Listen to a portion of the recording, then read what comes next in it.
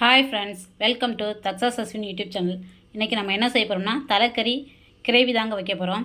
அதுக்கு ஒரு ஆட்டு தலையை எடுத்து குக்கரில் வேக வச்சு கட் பண்ணி எடுத்து வச்சுருக்கேன். வாங்க எப்படி கிரேவி செய்யலான்னு பார்க்கலாம். ஒரு துண்டளவு இஞ்சி கட் பண்ணி வச்சுருக்கேன், அதை போட்டுக்கலாம். பூண்டு ஒரு பல் உடச்சி வச்சுருக்கேன், முழுசாக தான் போட்டு வச்சுருக்கேன், அதை போட்டுக்கலாம். மிளகு அரை ஸ்பூன் போட்டுக்கலாம். சோம்பு அரை ஸ்பூன் போட்டுக்கலாம். இது 1-2 மிக்சியில் அரைச்சி எடுத்துக்கலாம். இந்த மாதிரி 1-2 அரைச்சி எடுத்து வச்சுருக்கேன். ஆயில் 4 ஸ்பூன் அளவு ஊற்றிக்கலாம். வெந்தயம், சோம்பு அரை ஸ்பூன், பட்டை, ஏலக்காய் இதெல்லாம் போட்டுக்கலாம்.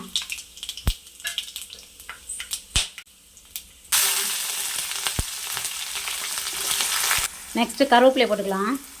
பச்சை மிளகாய் 2 கீரி வச்சுருக்கேன், அதையும் போட்டுக்குருவோம். தக்காளி 2 கட் பண்ணி வச்சுருக்கேன், அதை போட்டுக்கலாம். தக்காளி நல்லா வெந்துருந்துச்சு. இந்த ஸ்டேஜில் மஞ்சள் தூள் போட்டுக்கலாம். அரை ஸ்பூன் மஞ்சள் தூள் போட்டுக்கலாம். மிளகாத்தூள் 1 ஸ்பூன், மல்லித்தூள் 1.5 ஸ்பூன் போட்டுக்கலாம். கரம் மசாலா தூள் அரை ஸ்பூன் போட்டுக்கலாம். எல்லாத்தையும் நல்லா மிக்ஸ் பண்ணிக்கிடுவோம். அரைச்சி வச்சுருந்தா இஞ்சி பூண்டு மிளகு பேஸ்ட்டை போட்டுக்கலாம்.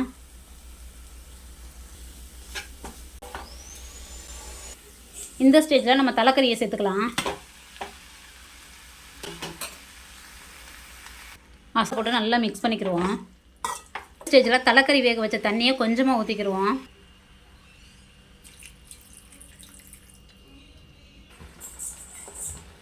எல்லாம் நல்லா கிண்டி ஆட்டத்தலை இது நல்லா வற்றி வரட்டும், மூடி போட்டுக்கிடுவோம். ஆட்டத்தலையில் ஆல்ரெடி நம்ம உப்பு போட்டு தான் நம்ம வேக வச்சு எடுத்தோம். நல்லா ஒரு அரை ஸ்பூன் அளவு உப்பு போட்டுக்கலாம். இதில் உள்ள தண்ணி ஃபுல்லாக நல்லா வற்றி வரட்டும்.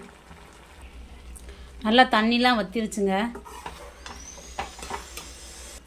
ஆட்டு தலைக்கறி ரெடி ஆகிடுச்சு. இந்த ஸ்டேஜில் நம்ம கொத்தமல்லி இலைகளை போட்டுக்கிடுவோம்.